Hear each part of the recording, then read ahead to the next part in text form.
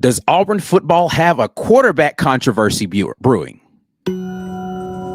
This is the Weekend Tailgate, brought to you by Golden's Cast Iron. C-Dub, Ike Jones, Be Will, Mike G.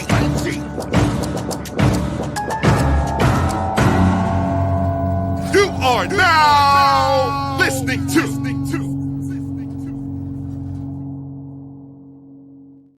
Weekend Tailgate, brought to you by our friends at Golden's Cast Iron. Visit goldenscastiron.com/WR. Use code Get Your Weight Up for 15% off your weight. So code TWR for $65 off fire pits and Kamado grills.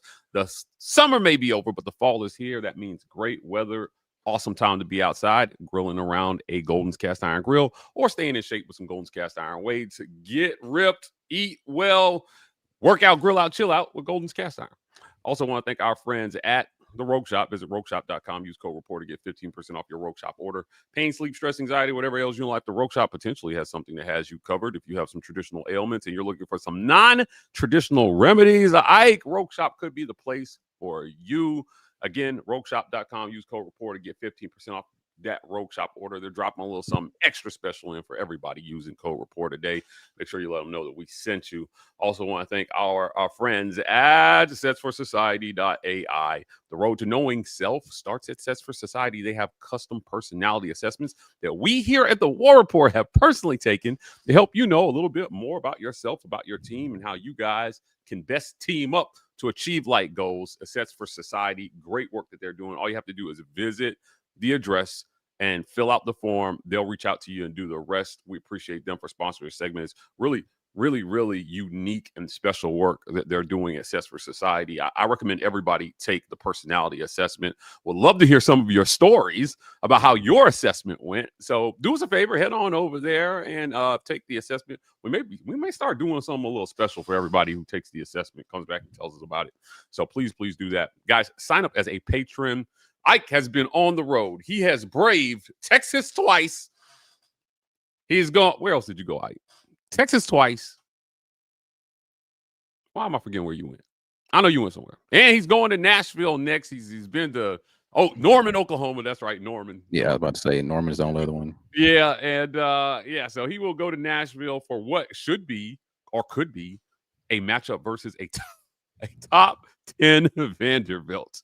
I love this for Ike. I think the last time he went to Nashville, Auburn got the win. So hopefully that good luck rubs off again. $5.99 a month will help keep Ike on the road.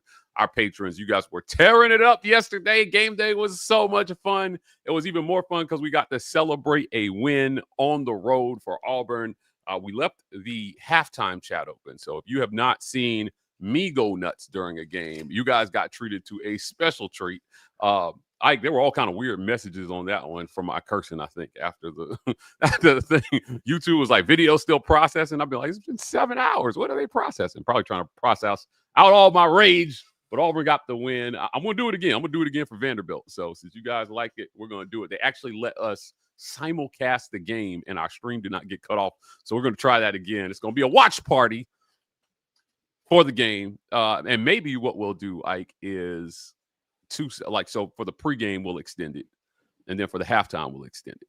Because I only did after the half. But lots of fun. That was patron only. Yes, I am limiting my rages to patron only.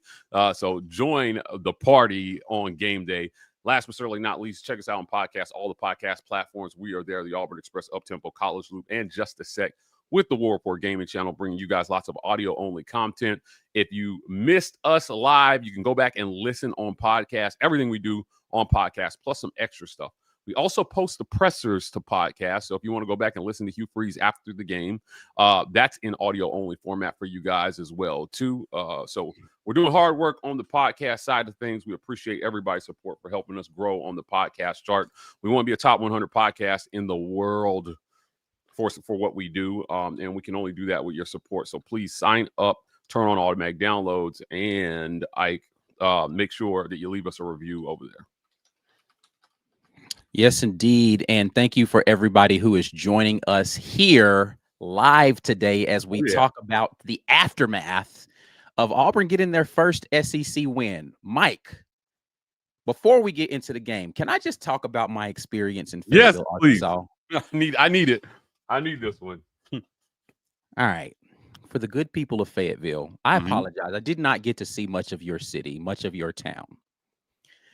And it rained, so it does cloud my perspective, both literally and figuratively. It was awful. It was absolutely terrible. I hated every moment of being in Arkansas, every moment of being in Fayetteville. It was terrible. The only thing I enjoyed about that trip was watching Auburn win.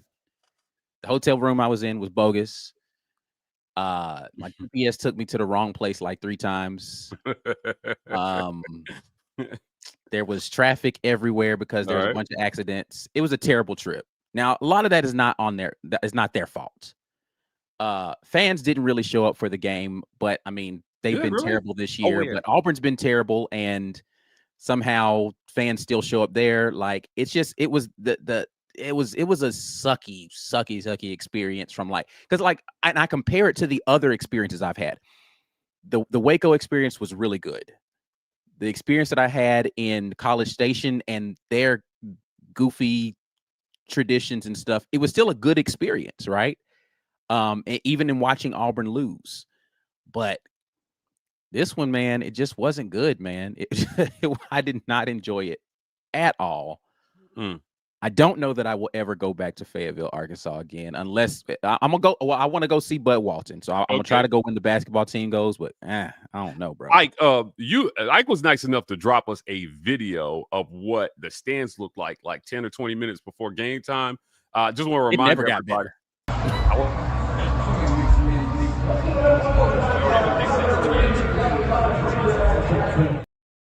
That was it. That's what it looked like 20 minutes before the game. My mind was blown. As soon as it never really got better. Like, again, I get it was raining, right? And that discouraged some people, but there were so many empty seats in that stadium. It's unfortunate. It is unfortunate. I mean, I get the weather. I do. But this is why I say Auburn is such a special place. Yeah.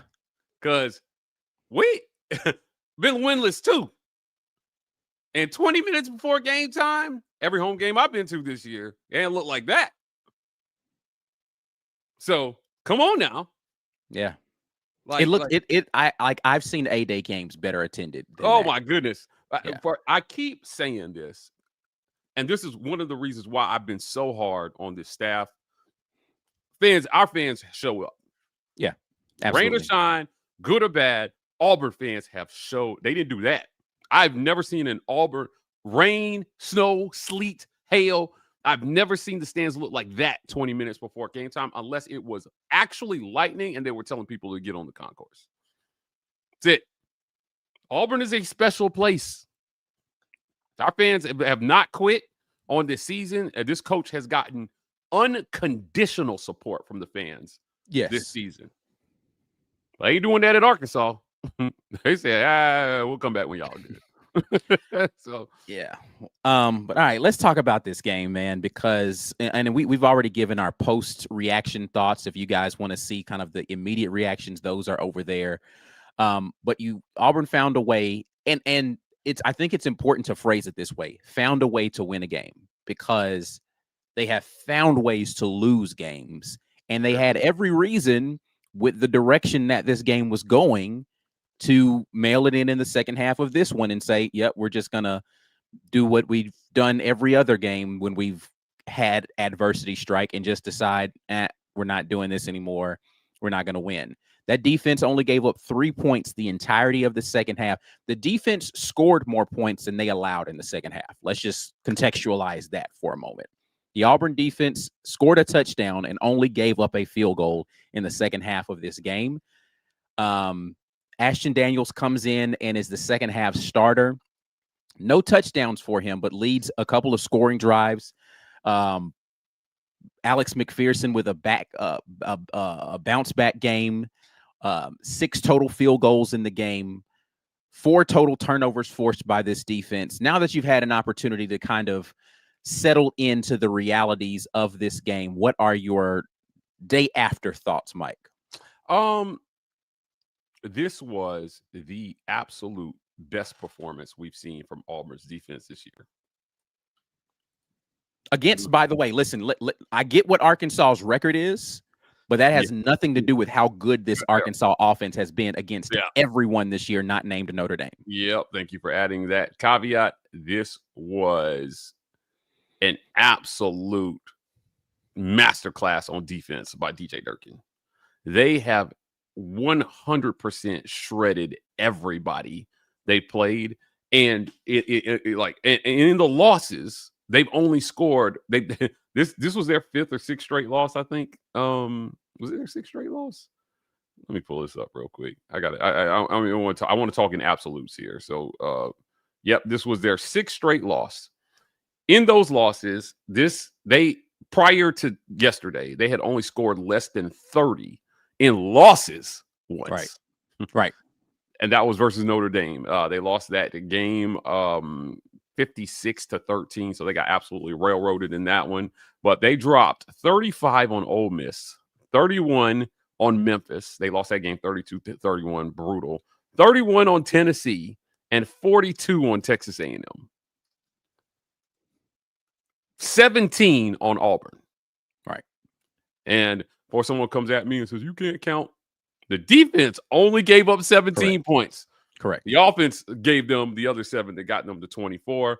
This was, I mean, the Barn put out a really good graphic. My guy Kyle over there put out a really good graphic talking about how Auburn's defense has performed versus all the offenses they've seen this year. And they've held everybody like I don't know, like 20 or 30% under their offensive averages in almost every statistical category. This game was no different, Ike. So for a team that came in averaging 513 yards per game on offense, Auburn only gave up 331. And it was largely due to an impressive run defense, right? Because they had a couple of busts. You know, the pass defense hasn't been amazing all season, but that run defense is... It's stifling. Like they take pride in you're not going to run. And let's be clear, this has actually been kind of a staple of DJ Durkin's defenses where it's very difficult to run the football on them, but they have, for whatever reasons, lapses and issues in pass coverage. Like you can go and look at the history of DJ Durkin's defenses, and it's been heavily weighted in their ability to stop the run and giving up pass yardage. But that run defense is stifling, man. They're out there. And again, let's not pretend like Arkansas doesn't have 3 very capable runners, 2 really good running backs and a good running quarterback that they put in the hurt locker. They were the number 1 rush offense in the conference coming into the game. They are now number 2 because of what Auburn did to them. They were averaging over 220 yards a game on the ground coming into yesterday's matchup. They are now averaging only 205 on the ground.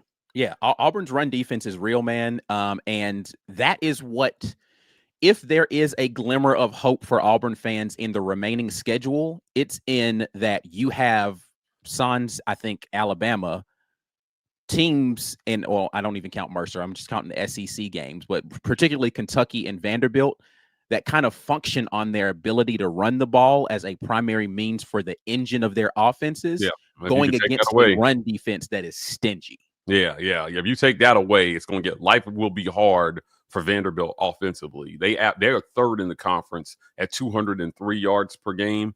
Alabama only 118 yards per game. They might not be able to do anything versus Auburn at home on the ground. So certainly, I think that game is going to come down to what Ty Simpson can do with his arm. you've got winnable games left. You've got 4 winnable games left.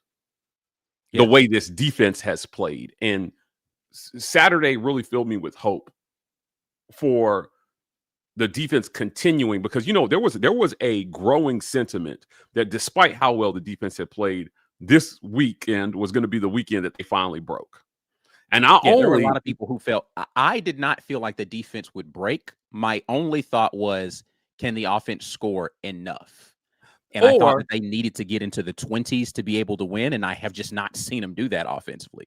Or is the offense going to lose the field position battle, the position battle so badly that while it might look good in yardage, it looks bad on the scoreboard because they have short fields to work with the whole game. I mean, like I said, not only did that not happen, they had their best game of the season in takeaways, right? They went and they took the ball away from Arkansas 4 times. 3 of them, I think, were interceptions and 1 forced fumble. Correct. Come on, man. They absolutely shut the door in the second half of this game. And as you mentioned at the top, they only gave up 3 points after the half. Yep. That's been the issue for Auburn, has been scoring for Auburn has gone away in the second half, but teams haven't really done anything special in the second half against Auburn offensively. They just haven't been able to score any points. Right. So you got points, albeit a lot of McPherson field goals. I can't stress enough. The drive chart for Auburn looked funny in the second half. Coming out of the half, field goal, field goal, field goal, field goal, field goal. End of the game.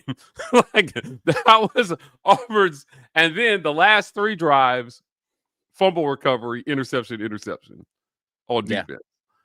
I mean, they were kicking field goals and they were taking the ball away to go kick field goals. And so this is a special defense. It sucks because it's this year's feeling very 2019-ish, where the defense is insanely good and the offense can't do anything. They won 9 games in 2019. I think that they finished the regular season 8-4, and then won their bowl game. Yeah. So what is this going to be, the same type of year? Well, it could be, but they need a run to do that, and that's where everybody is kind of tempering their expectations, because you still haven't beat anybody that matters yet this year, but you've got 2 more opportunities to get 2 really quality wins. I think a top 10 win, I hate to say this, but top 10 win against Vanderbilt would be a signature win for Hugh Freeze. I mean, the way Vanderbilt's playing right now on the road versus Vandy, 100% that's a signature win if they can figure out how to do that. Yeah, any win against Alabama in the Iron Bowl is a signature win. Yep. And you would stop them from matching Auburn's 6-game winning streak in the early 2000s if you can pull out this win here. And he's got the horses to do it, man. They've just got to get, we'll talk about it later. They've got to get some other things together if they expect to do that. But I did want to talk about the hope that I feel for the players. I mean, we were in a lot of places emotionally after yesterday's game. It wasn't quite a win that felt like a loss, Ike. Because the defense played so well, but also the offense didn't really fill me with confidence. Now, while I thought they moved the ball well after Ashley Daniels came in the game, so I know he got a short drive at the end of the first half. So right. I'm just going to erase that from his thing because it really didn't matter. He had drives of 46 yards, 18 yards, 73 yards, 5 yards, and 19 yards. And Auburn absolutely dominated time of possession in this game. Yeah. That's one of the reasons they were able to actually limit Arkansas offensively. We talked about this as a key to the game. Can your offense extend drives and keep Taylor Green off the field and limit the amount of opportunities that he has to be able to kill you? And look, man, they did that. They absolutely did that. So, it was Auburn had 11 total drives in this game. Arkansas had 10 total drives in this game. They only had 1 drive of 70-plus yards, so they didn't let them run up and down the field on them, which is good here. And they had 0 10-plus play drives in this game. Again, Auburn's third down defense, salty. They were one of the worst in the country last year, and this year they've been pretty good. Not letting average, but much improved from last year's for sure. Yeah, I mean, I don't see a number here. If you see it in the stats broadcast, let me know. I was trying to see how many total plays Arkansas ran. I don't know why I don't see this stat here. I see the total drives, but I don't see the total plays.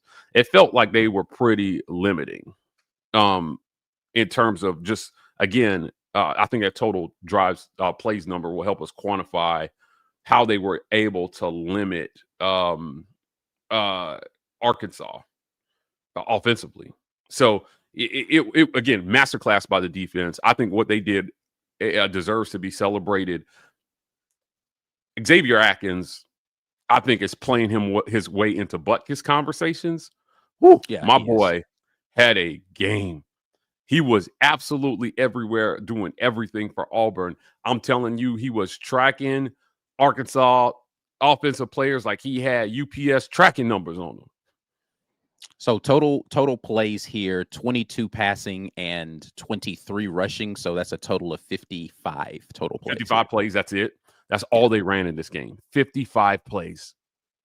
Holding them under 60, 70 plays a game, definitely an accomplishment. But that's what happens when on third down, you only allow 3 of 8, or 0 of 1. Arkansas was on fourth down. Oh, wait, hold on. There is a total plays number here. Actually, Stats Broadcast has 45 total plays. That's it. How is that possible? Yeah, well, if you look under game comparison, look under game. I'm just saying, like, if I'm looking at their, I see what you're talking about. How is it possible it's only 45 when they had plays? Yeah, to 70. If that number, well, I mean that would track with time of possession, winning time of possession by 15 minutes, over 15 minutes. Yeah, it does say 45 on here. You're right. 70 plays to 45 plays for Arkansas. Come on, man. You are getting them the hell up off the field. Yeah. I don't care what their record is. This is a very dangerous offense, and Taylen Green is one of the best quarterbacks in the country this year. Auburn has survived 2 of the best. All right, they've survived 2 of the best. Sawyer Robertson, I don't know if y'all been tracking my boy. No, he's still out there balling. But he's still putting up 400-yard games. He is number 1 in the land in total yards. Now, that completion percentage ain't looking too hot. But I mean, but he wasn't a high completion percentage guy in the beginning. Anyway, yeah, he's actually worse this year than he was last year. But Auburn, let him do whatever and still beat him. But to your point, the run defense holding them to what, like 30-something yards rushing in that game.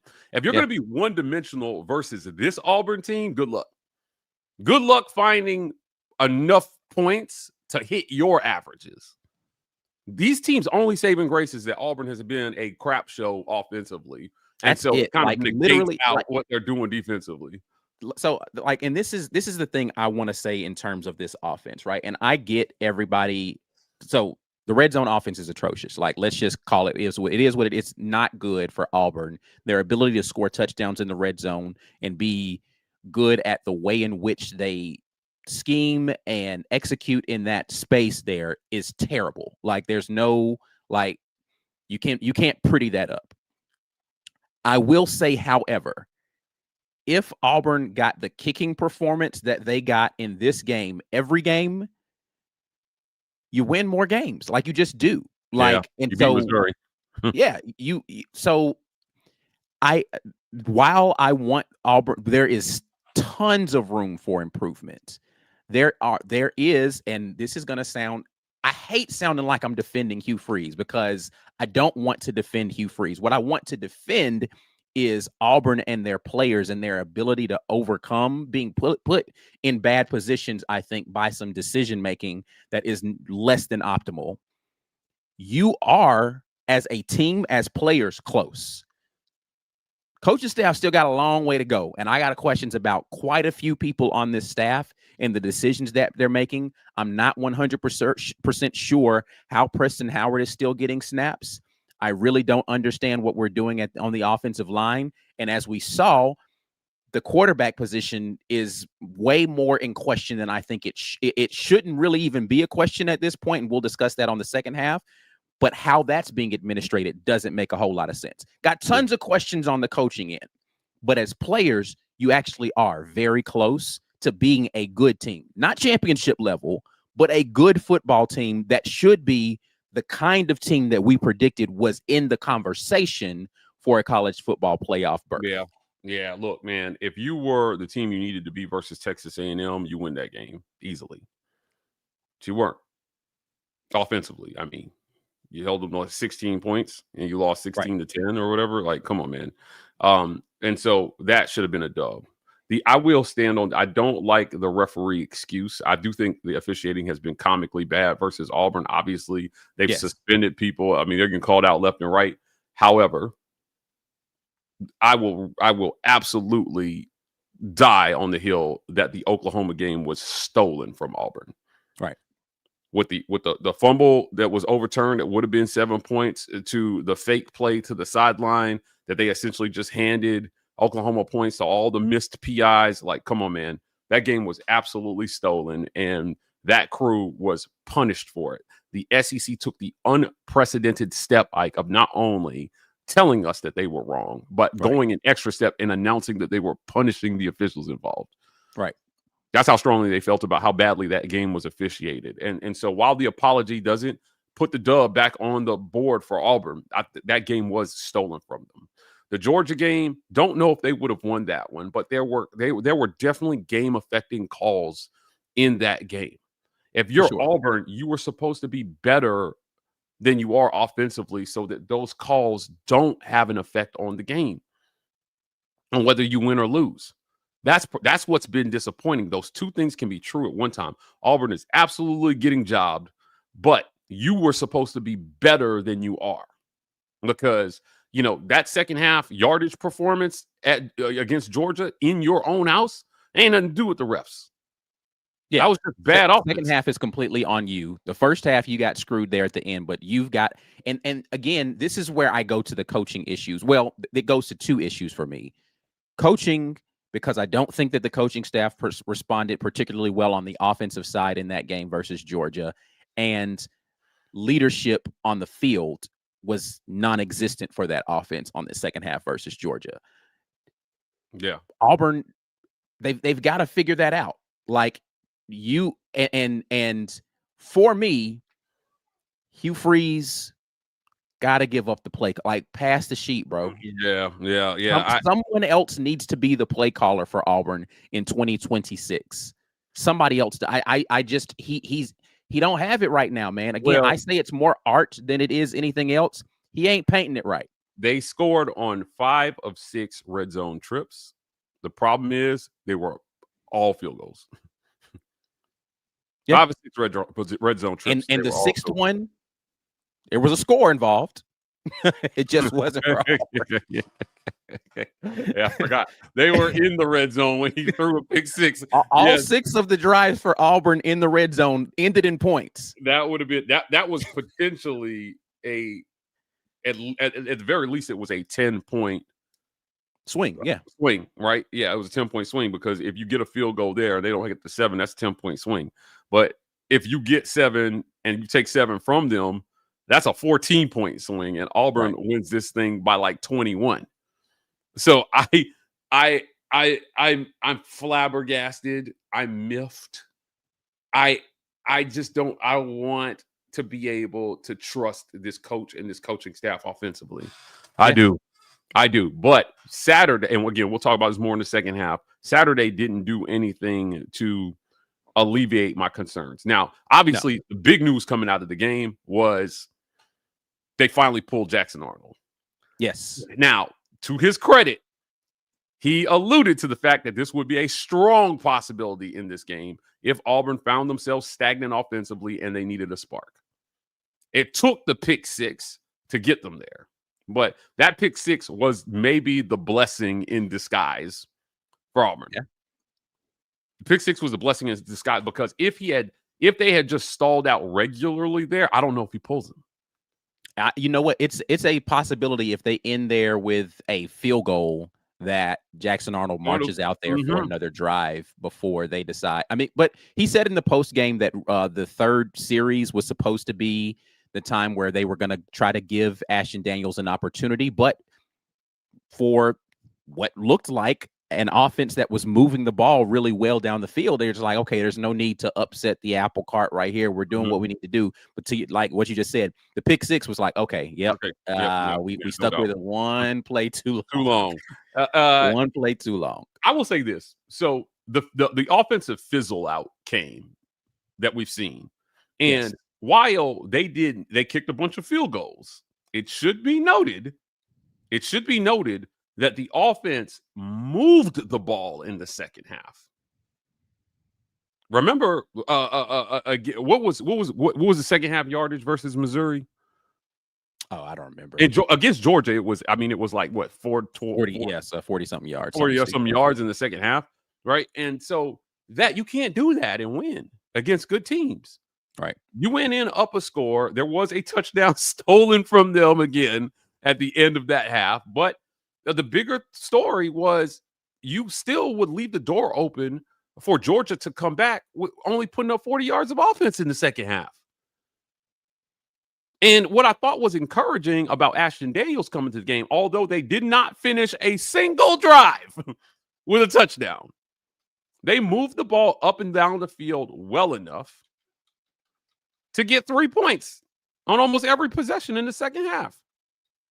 Sans the last one where they essentially just ran the clock out. But that was it. Field goal, field goal, field goal, field goal, field goal. I mean, this other one where they got 4 plays and 5 yards, I believe that was coming off a turnover, the fumble recovery. And it was at the Arkansas 29, I believe, where the drive ended. So, it was, I mean, it's tough. It's really tough when you look at how Auburn has performed offensively, because this thing could have been so much better. And I'm telling you, Ashton Daniels may not be your game breaker, but I am going back to this. I don't think that Jackson Arnold has played well enough that anything that he's done is replaceable with other quarterbacks on this roster. So while Jackson Arnold is really good with his legs, man, he is a dynamic athlete. When you level it out with his takeaways, would you rather have the extreme ups and downs of Jackson Arnold or something more predictable and steady? Right. Yeah. Because Ashton is not nothing in the run game. No, he's definitely a dynamic runner as well. He's not as quick as Jackson Arnold, but he's a little bit bigger, and he's got, I think his top end speed is better. He didn't get a chance to open it up versus Arkansas, but I do think he has a better top end speed. Just looking at the tape, so we'll see against some SEC guys what he looks like out there. And this was only a half. Right. It was only half of football, but 7 rushes for 35 yards. Potentially, he's a 70 to 80 yard rusher a game. Cobb got his. And Jackson Arnold still got 6 carries in this game before he was pulled. Toss that on Ashton Daniels, that's 13 carries. And I think, if the averages hold, Ike, right? If the averages hold, you've got a ball player, man. Yeah, he's got some opportunities to go out there and do some things. I want to have the whole Daniels versus Arnold conversation here on the other side of this break. We got to get to some comments as well. But you guys are watching the weekend tailgate. 478 people in here, only 74 likes so far. I mean, come on, guys. Doesn't take anything to minimize the chat and hit the like button really quickly, and then you can come right back to the chat and argue with Daniel Denny about all the things he hates about Auburn. We will get right back to you guys after this quick word from our sponsors. This edition of the War Rapport is brought to you by our generous sponsors. Golden's Cast Iron. Whether you work out, grill out, or chill out, you deserve the best life possible, and Golden's Cast Iron is here to provide the tools to help you do it. Check them out at goldenscastiron.com. The Rage Room. The Rage Room is a place where anger and stress find their ultimate release. Set up a session today at one of the 2 great locations in Opelika or Birmingham by visiting opelika.rageroom.com or birminghamrageroom.com. Again, as always, want to thank our title sponsor, Golden's Cast Iron, for being the title sponsor of our Sunday segment. Visit goldenscastiron.com at the address you see on the screen. Use the code you see on the screen to get your discounts on your Golden's Cast Iron products. Workout, grill out, chill out with Golden's Cast Iron. Sign up as a member, guys, $5.99 a month. I keep telling y'all, Ike is on the road. He's got one more road trip to brave for y'all. And he's going to be hopefully down in Auburn for the Iron Bowl, maybe celebrating a Iron Bowl win. We hadn't done that in a while. Like, I would love to be a part of that, especially during there. You can be a part of that as well too by signing up as a patron. We appreciate all our patrons. If nobody told you about the game day experience this week for the patrons, ask somebody who was there. We had a great time, particularly after halftime. I left the stream up just to rage out with you guys. I want to rage out with you guys again versus Vanderbilt. A little hard to do when we're in the press box, but for the away games, I'm at home with you guys. So we're going to continue that tradition here. $5.99 a month, guys. You want to be a part of the conversation on game day. So please, please don't miss out. Want to thank our friends at Abel's Iannone Moore and Associates. That's an AIMA. You don't need a big balance to get big advice at Abel's Iannone Moore and Associates. There's no minimum to start, and your initial portfolio review is completely complimentary. That's right, completely complimentary. Whether you're just starting to invest, a do-it-yourself investor, or in the final stages of planning for retirement, AIMA's fiduciary advisors will meet you where you are. No sales pitch, no pressure, just honest guidance, guys. So you definitely want to get in on what we got going on over there at AIMA. Call AIMA at 912-777-4128. Scan the QR code on your screen or visit AIMC.com. It costs nothing to talk, and it could change everything. The War Rapport has been compensated by Abel's Iannone Moore and Associates for this endorsement. Abel's Iannone Moore and Associates is an SEC registered investment advisor. Registration as an investment advisor does not imply a certain level of skill or training. I want to thank our friends at the Vibe Vault. You can find them at 3462 Crosswinds Road, Suite E in Phoenix City, Alabama. If you're in the Columbus, Phoenix City area and you're looking to get fresh for the weekend, visit the Vibe Vault. You can find them on Highway 431, right across the street from Chattahoochee Valley Community College, next to the Renfro Supermarket and the Marco's Pizza. The Vibe Vault, not just barbers, lifestyle consultants. Let's jump back into our conversation. I am muted. My bad. Yes, indeed. We're here. We're going to get into you all's comments. Appreciate the super chats that have been flowing in this morning. We'll start with Exclusive TV, who says, after rewatching the stream with Mike, I will forever be saying, I'm going to flip this bit over. Did I say that? But it shouldn't be no controversy. Jackson Arnold is done. Yeah, I apologize for my vulgarity. Did I say that? I said I was going to flip it over. All right. I guess I did. Anthony Long, I bet Coach Hugh Freeze says that they are evaluating the QB position next week. Also, Coach Hugh Freeze post-game press conference irritated me. I know you're happy for the win, but the offense only scored 1 TD against a bad Arkansas defense. Yeah. Look, this is valid. I don't care how much people say, oh, but you guys are focused on the negative. This was not just a bad Arkansas defense. They are one of the worst in the FBS. They came into the game 124 in the country in total defense. You absolutely should have run up and down the field on these guys. Everybody has. Yeah, so, I mean, to be fair, they did run up and down the field. It's just when they got to the end of the field, they couldn't score. Yeah, red zone offense. I thought we were putting that conversation behind us. Finally, it felt like at Baylor. But look, big play. You had to find big plays. Prayers up for Cam Coleman. I hope that whatever's he got going on is healed. It was really stupid, like that defender just kind of rolling over the back of his leg. God, what a dumb injury, man. I hate when those freak things happen like that. But if you're Auburn, you need him, because that ball that Jackson Arnold threw up was all Cam Coleman. Yeah, I'd like to see them give Perry Thompson some of those chances in those same spots. I don't know what's up with their confidence in him being able to do that, but he is a freak athlete himself. So I'd like to see him get those opportunities in the red zone that they were giving Cam Coleman. Just give him to Perry Thompson, man. Let's see what he can do.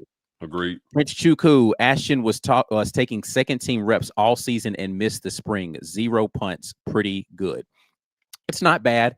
Again, I think Ashton Daniels played admirably. I can't wait to get an opportunity to look at this film, because What I'm going to try to do for you all is I really want to go like deep dive into some of this stuff because I will have a same game comparison versus the same defense of two different quarterbacks for Auburn so that we can talk about the decision making and the play calling that happened for those two quarterbacks. Hopefully I'll get an opportunity to do that for you guys this week.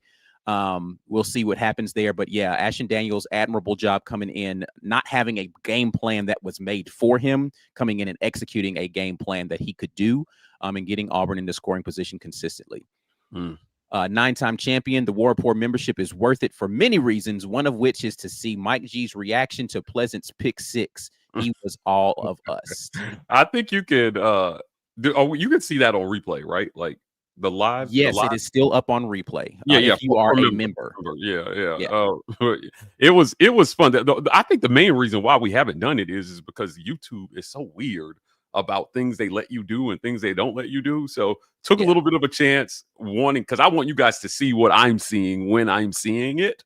And we were able to do that, and it was a lot of fun. So having the watch parties, man, I think are a great idea, especially in such a virtual world. And maybe again, if basketball season is right around the corner, we might do some dual ones with me and Ike both on there, just reacting for you guys. But if you have not seen us all collectively watch a game together, it is hilarious, and we don't hold back.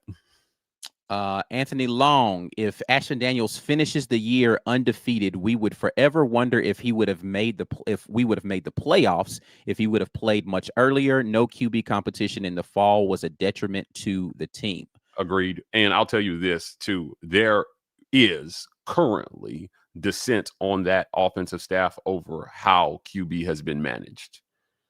Not everybody's on the same page about how they manage QB. I think my biggest issue with how quarterback has been managed thus far at Auburn under Coach Hugh Freeze in all 3 seasons is it does not appear that they're giving much opportunity in practice. Like QB2 reps might as well not be reps. Like they're just not really doing a great job of preparing the next guy up, in my opinion.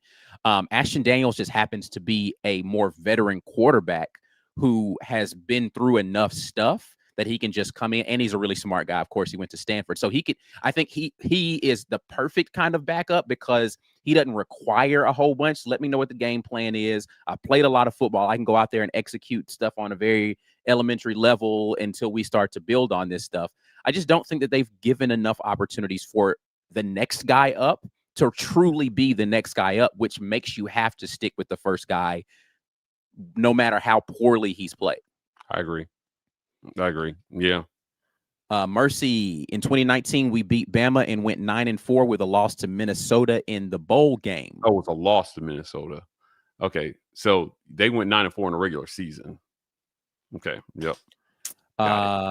Exclusive TV. Imagine if the offense was able to finish drives with this defense, we would be undefeated or only 1 L. Call my bluff, and Atkins is a dog.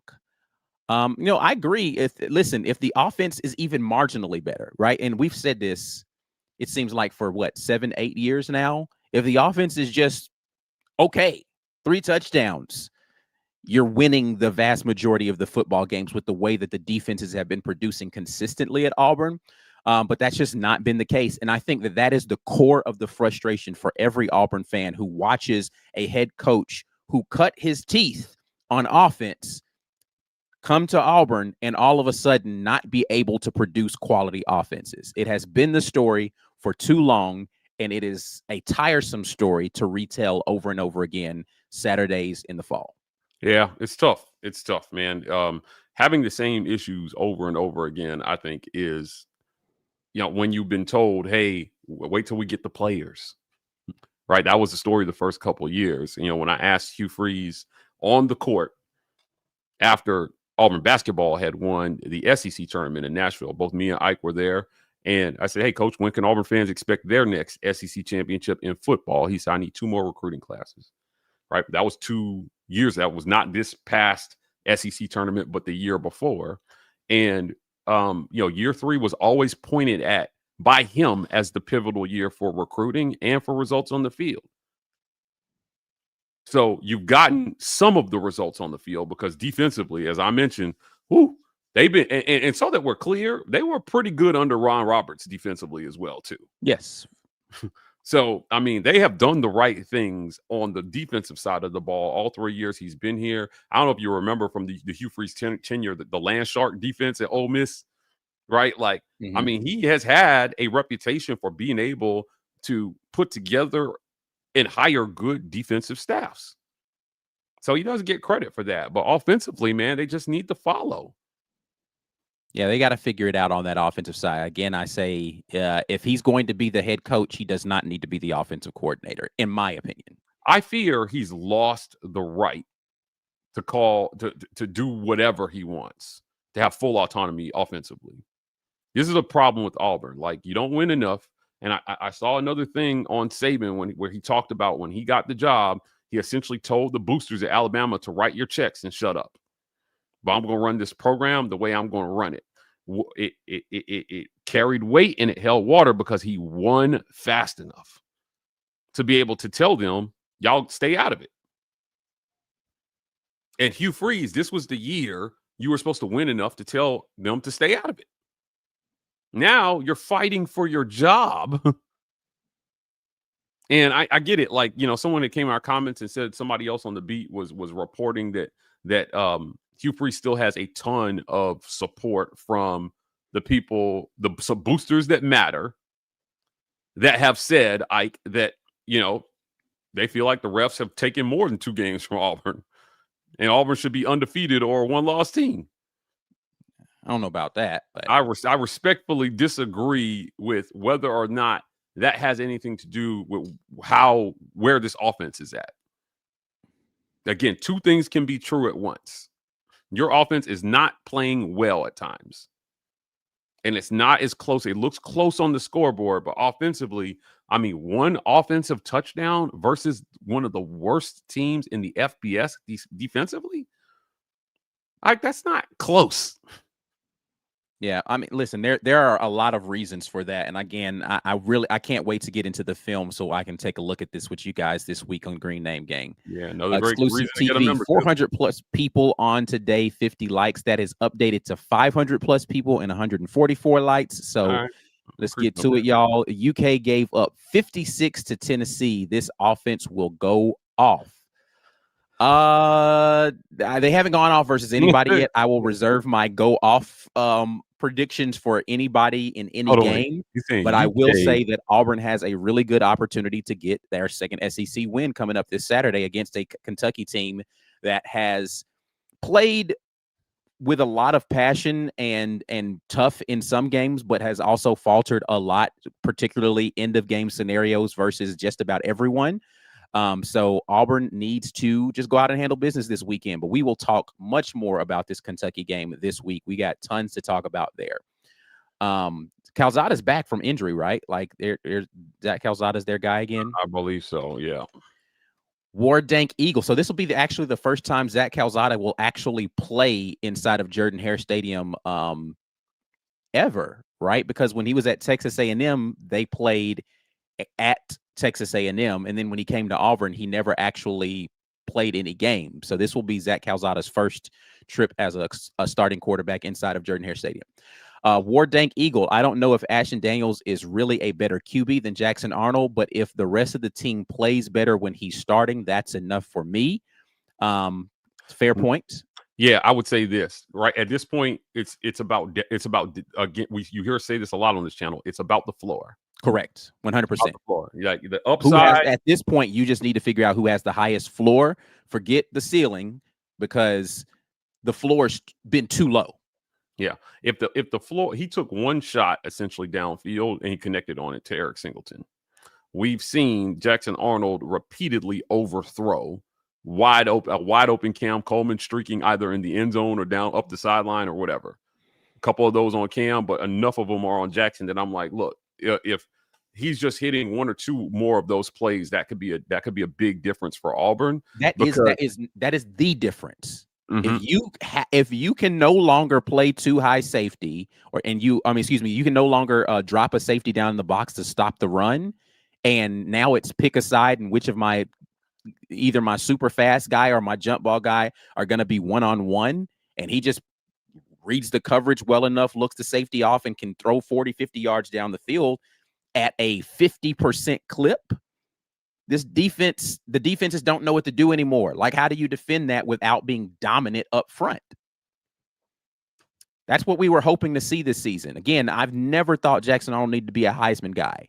Just be enough to keep the defense honest, and he just hasn't been consistently that guy. Zach Dixon, sup guys, just got here. Jackson Arnold should be done. Make a game plan around Ashton for Kentucky, and let's ride. We shall see if that is the decision that Coach Hugh Freeze makes. Sherman, to preserve Ashton's red shirt, do you start Deuce against Mercer? First, you got to make sure that Ashton is going to play before we can have the conversation of a red shirt. He still only played in one game this season, so his red shirt is intact. But if he is the starter, then yes, that would probably make a lot of sense. Hugh Freeze said last Monday, that redshirting was off the table. He said we're going to play to win. He said we're going to play to win. That's completely off the table now. So when you say that's off the table, that means that, to me, if you're going to burn a year of eligibility, that he has a chance to hold on to the job for the rest of the season. Yeah. And you should not be able to go back to Jackson Arnold that easily. It's not fair to Ashton. It's not fair to Ashton to throw him in at this point. And like you said, his red shirt is not off the table. Well, we got 4 games left, so he can play in 3 more games, essentially. And you've got to find a way to save his red shirt, man. I think at some cost, right? Maybe sit. Well, that's what he's saying. If he sits out the Mercer game, which listen, you don't prove anything to yourself in that Mercer game by him playing there. So there's no reason not to say, all right, cool. Deuce Knight, Jackson Arnold, one of you guys can start this game, and you'll split the reps. First half, one of you gets it. Second half, one of you gets it. Let's get out of here with a win. We don't need style points at this point in time. It doesn't matter because we're not in the playoff conversation anymore. Just win the game, get out of the stadium, and if you can preserve a red shirt, do that. Yeah. Chris says offense plays better when Daniels came in. By and large, I agree with this statement. I don't think that the offense played poorly when Jackson Arnold was in there. But the pick 6 was it was too much. It was enough. And there were some other decisions I didn't think he made particularly great earlier in there before that pick 6. Exclusive TV, the offensive play calling is the cancer right now. In the red zone, I will agree with that 100%. Because that red zone play calling is as unimaginative and head scratching as I think I have seen in a while. Yep. Ronte says Ashton should play Kentucky, Vandy and Bama, but Deuce plays Mercer in the bowl game to save Ashton's red shirts. Rick Cazenave, the Auburn offensive production at Kentucky may vary based on the number of big plays versus red zone scheme and play calling still don't instill confidence. I agree. The red zone has not looked good. Thomas Jones, hadn't seen you in a while. Zach got earlier in the year, but he didn't get his starting QB position back. Zach Calzada didn't get his starting position when he came back from the injury. But he didn't play though, did he? Am I forgetting when Zach Calzada actually got reps in Auburn? Yeah, I don't think he played. Yeah, I mean, he was on the team, but I don't think he ever actually came into and had any snaps in a game. Yeah. Appreciate Harold Greer for gifting 5 War Rapport memberships. Let's finish out the conversation here, though, Mike G, about the starting quarterback at Auburn University for the remainder of the season. Have you seen enough to say, Jackson Arnold, we tried, but my boy, your time is up here at Auburn? Because listen, I don't even think injury, if he does not start this next game, I don't know that he sees the field again for Auburn, because I think Deuce Knight might be the next guy up there for Auburn in this game. I mean, in this season. I know what the chat feels about this, or I see what the chat is saying about this. Mike G had to step away for a second. I'll give you my thoughts on it. I don't know how you go back to Jackson Arnold at this point in time. I think that he has performed admirably in some spots, but I think he's done, man. What are your thoughts on it? I think he has to be. And I think he has to be because of how they managed this. You just handed him the job. He came to Auburn. You ran no QB competition this spring. You got your backup quarterback, Deuce Knight, pulling all the Auburn stuff off his Instagram because he's pissed. I mean, I don't think they've handled this the right way. So you backed yourself into a corner because you decided that despite how they practiced and played, that he was going to be the guy when he walked through the door. Reportedly, he got $1.5 million, Ike. Right. For what we've seen so far. Now, I still think, at least to some extent, that the Jackson Arnold wasn't the biggest problem with this offense. But given where you're at from a coaching standpoint, he's not the answer for you either. We went through this with Gus when talking about his quarterback development. We said it over and over again. Where was the quarterback that Gus actually developed? All the quarterbacks that had a success under him were transfers who were largely developed someplace else. I wonder if we're in the same situation with Hugh Freeze. Because Ashton, while he looked great, good enough, you can't really, I don't think you can claim any of his development. Oh, no, yeah. I mean, and so that, I think that's, so having the conversation about the QB competition coming into the season is a difficult one because I don't know that Jackson Arnold comes to Auburn, and I think the same thing for the Peyton Thorne conversation. I don't know that either of those guys come to Auburn without some, whether it is wink in the gun, nudge, nudge type of thing, you're going to be our guy going into the season agreements to begin with.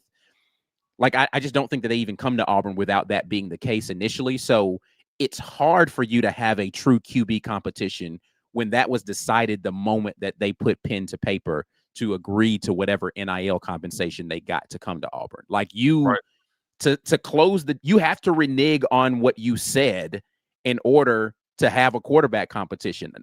I don't think either of those guys enter the doors of the Auburn athletic complex without a guarantee that they would be the guy starting game one for Auburn when they got here. Yeah, it's so to that extent, you got, if you're going to do it that way, you can't miss. Correct. No, and this to me, the biggest conversation we have to have about this coaching staff is the one that you've been talking about. The evaluation and the preparation of the quarterback position has been, no other way to say it, piss poor for 2.5 years. Yeah. It just hasn't been good. You've not evaluated the quarterback position well. And then when you missed, you've refused to say, dang, I effed this up, and pivot somewhere else. You just haven't done it. And you haven't given yourself the opportunity to pivot off of that bad decision because you ain't prepped the next dude. It doesn't make sense. I get it. You want him to be the guy. Does that mean you don't give any reps to the backups to make sure that they're ready? Because God forbid one of these guys actually got hurt and you have to go to the backup. They're not ready. Right. You've done nothing to get them prepared. And this isn't something I'm guessing about. I know for a fact you're not giving them enough reps to have them ready. Makes no sense. You've essentially put all of your eggs in a basket with a hole in it. What are we doing? Yeah. I just, like I said, I think that, again, to definitively answer your question, I think that they have to be because of the way they've managed it. And that's unfortunate for Jackson. Right. But that is the danger, I think, that when you put your full weight behind a guy and he performs the way that he does, whether some of that is on you or not, it still is like it. Again, it is at the root of a lot of the issues that they had because they did it the way they did it. They were unwilling to pivot earlier. And now I don't think you can go back to him without a huge amount of backlash. Right. Because people are going to want to see Deuce. If Ashton can't get it done, they're not going to want to see more Jackson Arnold. Correct. But again, the way you've managed this, it's like you burned a lot of the season. So if you're Deuce, do you really want to burn a year of eligibility? You can't really go to Deuce until... Right, so that again, having Ashton, if he's going to play, if they get bowl eligible, you can't go to Deuce until the Vandy game. Right, or to your point, like if let's say you don't want to play Ashton, so you can save that red shirt, you need to let Deuce have the Mercer game. Right. I mean, Jackson Arnold, damn near is relegated to third team at this point. Yes. I don't know how you go back to him at all. Yeah, I mean, at this point in time, I've used this term a few times. I'm going to use it again. It's coaching malpractice if you go back to Jackson Arnold, in my opinion. It just doesn't make any sense. And it's not because I think Jackson Arnold is a bad quarterback. I put this squarely on the coaches and how they've managed this QB situation. You didn't run a QB competition. You threw him out there. He vastly underperformed for what you needed him to be for you this season. Because, you know, Hugh going back and saying, oh, we got to coach it better, this and that. Like, nah. All right. I'm not sure you guys know what that means. Can I camp out on that statement right there, that we got to coach it better one? I think I've actually cracked the code on this. I think I have. When he says we got to coach it better, he's not talking about himself. Like, because he's not, I don't think he's in those QB conversations in preparation enough for we to actually include me. So what he's in a veiled way saying is my staff that I have working with quarterbacks, maybe they're not doing the stuff that they need to do here to get those guys ready. And let's go back and reevaluate what we're doing to put them in those positions. Because if you recall last year and how I arrived here, he was after one of the games, he talked about them going back into the film room and going back through how they were coaching Peyton Thorne on certain scenarios. And, you know, we had him, I had him go out there in the whiteboard and tell me, okay, what are you supposed to do? And it seems as if they had all the stuff right. I don't know that he would have been able to answer that question had he not had that subsequent conversation with Peyton Thorne about, okay, well, what have they been teaching you in here while I've been gone? That's what that sounds like to me. Right. Because otherwise you would have known what they taught because you were there when they were teaching it, or you would have been the person teaching it. I don't think that he has been involved to that degree. And I think that that's evidenced by a lot of different things. And so when he says we got to coach it better, he's actually talking about not some people not named him. Yeah. I have to, again, based on things I've been told directly, he not only does he need to be involved more, but like, I'm not sure, but it's tough because I'm not sure his involvement is helping. And so when we go back to the conversation about like, do they need to bring in an offensive coordinator that is actually the offensive coordinator? Philip Montgomery's big problem was Hugh meddling in what he was trying to do while simultaneously scapegoating him for the results. That was PM's big issue. Right. And so my thing about that is because we actually heard this under the previous coach too, where they'd come up with some game plan stuff, and then in the middle of the week, the coach would come in and he'd read. Arson did it too.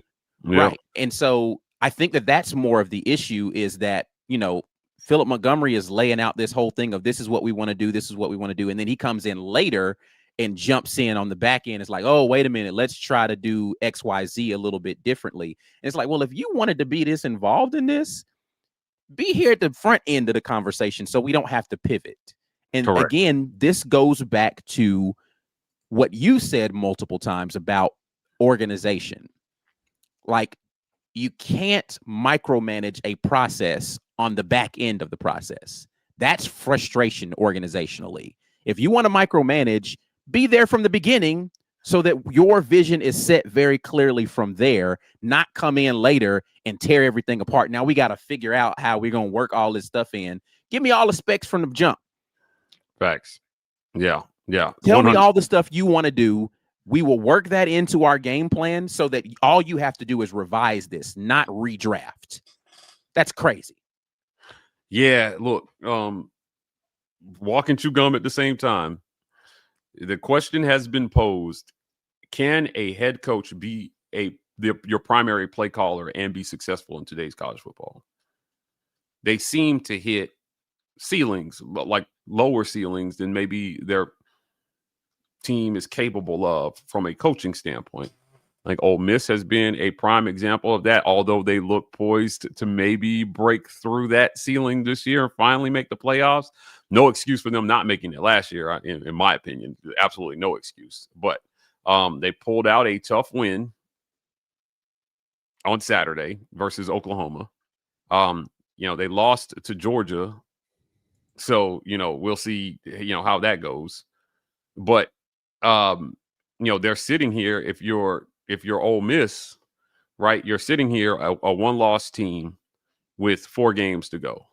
And you've got to figure out how to finish 3-1 to make the playoffs. South Carolina, Florida, Mississippi State. That Florida game is losable. That South Carolina game is losable. Believe it or not, that Mississippi State game is losable.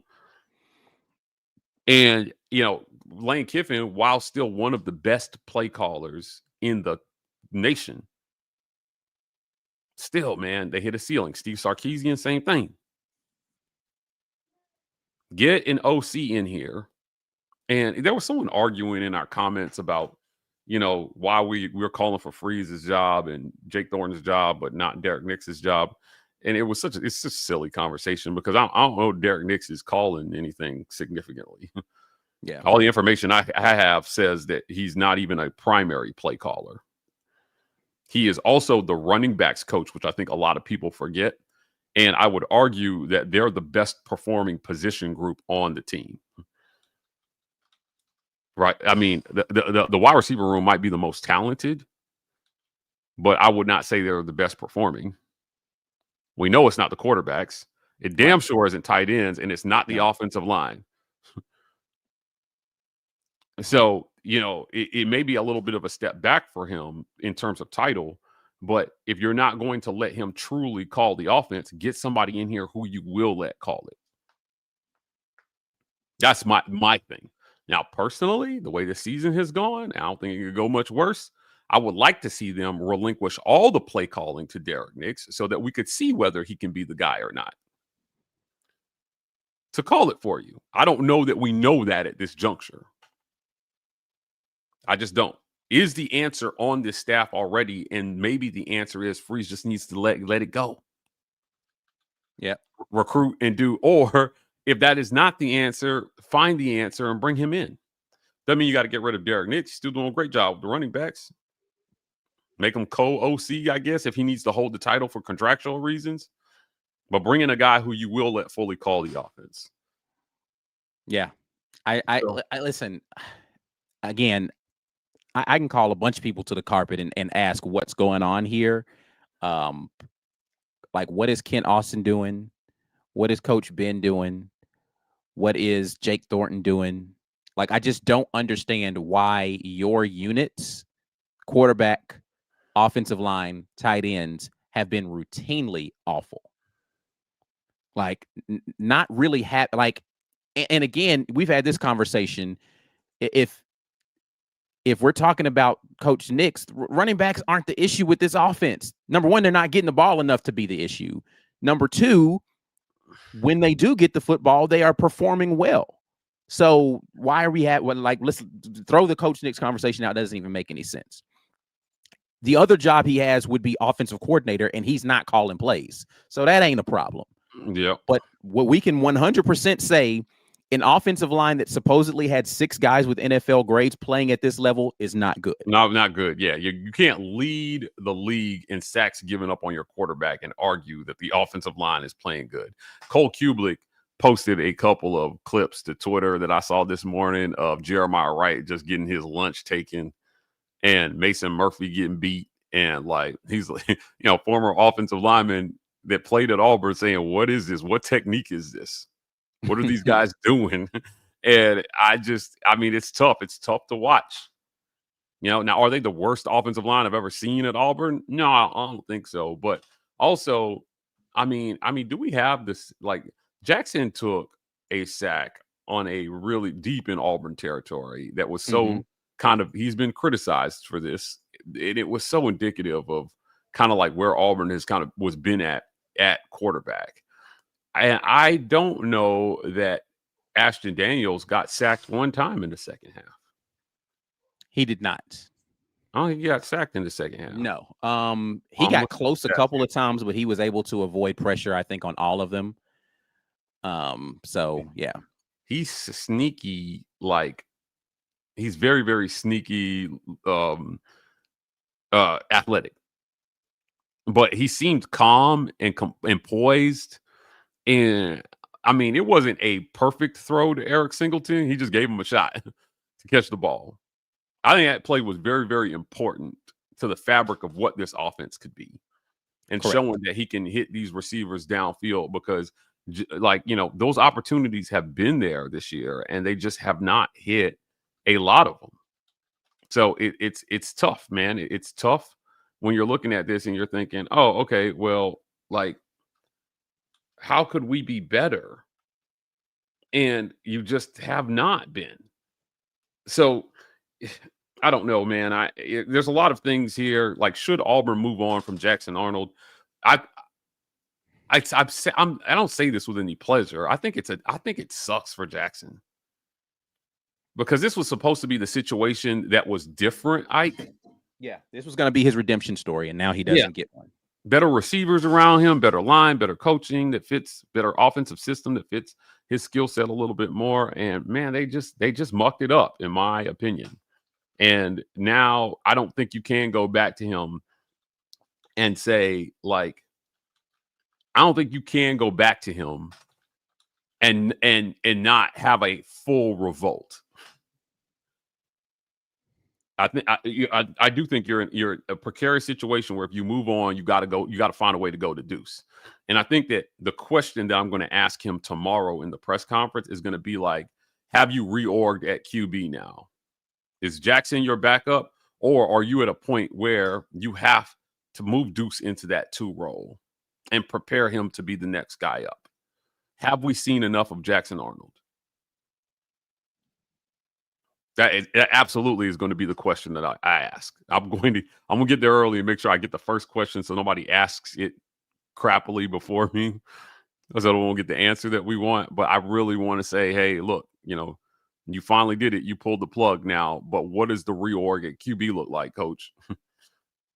Is it Jackson 3, Deuce 2, Ashton 1? Did you see enough from Ashton to say that he is absolutely your starting quarterback here coming versus Kentucky? He didn't. I mean, none of his drives stalled without points. Sans the last one at the half that had no chance. But after in the second half, he led all scoring drives.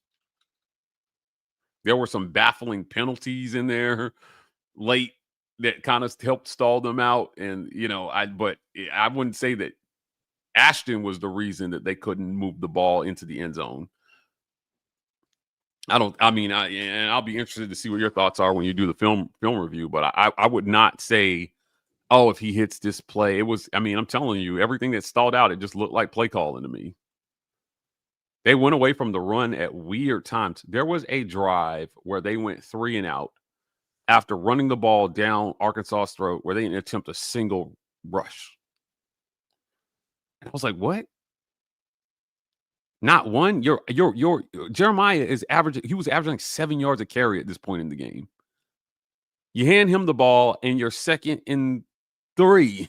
likely, or at worst, your 2nd and 5, the way he was running the ball. But you didn't attempt one rush on that drive. I don't know what they were thinking. This was when Jackson was still at quarterback. And it really just miffed me that they just went. But, and this is, again, I keep asking this question. And I posed it to the guys on the post game. I don't know if you heard it.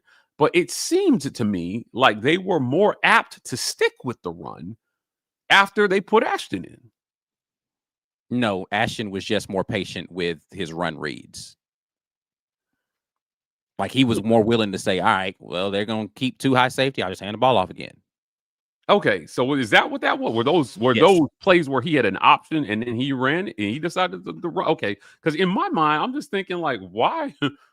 I don't know why are they forcing Jackson to sling it, and then you put Jackson in and Ashton in, and then suddenly you're sticking with the run. I did not understand that at all. But if you're telling me it was actually on the quarterback and he was more patient in terms of handing it off and trusting his running backs, that's an even bigger indictment on Jackson Arnold. Yes, it is. That's a huge indictment on Jackson Arnold. All this adds up to why I don't think you can go back to him. Yeah, I don't see any reason that you have to. Again, I understand if you're Hugh Freeze, you may be a little gun shy about this. Last time you went to a backup quarterback, he went out there and threw 4 picks in the first half of the first real competition that he had. But you have to just say, listen, man, you gave him so many opportunities to make this right, and that offense just could not get off of the ground. I just don't know. And to Jackson Arnold's credit, he did a lot of good things, right? Like he made some really good throws that were dropped. He made some really good decisions. He ran the football well, but his consistent decision-making, particularly in situations in which you needed it, like when it was clutch and you absolutely had to have it, was consistently not good. It just wasn't. Like when adversity hit, you just never saw him respond in a really great way. Yeah. Now, again, there are some times where I can go back to the Missouri game. You threw the ball to Preston Howard, it went right through his hands, right? Like you made the throw and the guy who you threw it to didn't catch the ball. So you're not sitting here saying to yourself, Jackson Arnold is terrible. But what you are saying to yourself is, I don't know, and I'll repeat what you said earlier, that you can afford to have a quarterback whose floor is as low as what you've seen from him so far. Yeah. I don't know that you can afford that. Yeah, it's just if that's how bad, if your floor, if Ashton's floor is what he showed us versus Arkansas, you got to stick with Ashton. Yes. If that's his floor, is we move the ball, but at least we get into field goal range and get Alex McPherson a chance to score 20 points for Auburn in a football game, I think you got to stick with Ashton. If that's truly his floor. If it can get worse, then I don't know that you have an answer at quarterback this season. I don't. And that's the only way you get back to Jackson Arnold at any point, I think, is that if Ashton shows you that his floor can be the same, if not lower, than what Jackson has shown us. You know, so if you're Ashton, you can't afford, you have to be steadying. You have to be consistent. You don't have to be game breaking. You have game breakers around you. Let them be game breaking. And to your point about being more patient and handing the ball off, Jeremiah Cobb, right? And I don't know, man. I think that even Damari, who is technically no longer with the team, I think those guys had a chance to be game breaking. They just didn't give him the ball. Yeah. Everyone was like, oh, but Jeremiah's better than Damari. I said, I don't think that starting was the issue. The issue was that you had a quarterback who is poaching a large amount of the carries from the running backs, and you're losing. So it's not enough ball to go around when there should be, because he should just be handing it to those guys instead of leading the team every week in rush attempts while you're losing. Yeah. Ashton carried the ball, man. And even if you like, let me tell you, this is the Damari thing makes me kind of sad because when you look at the numbers,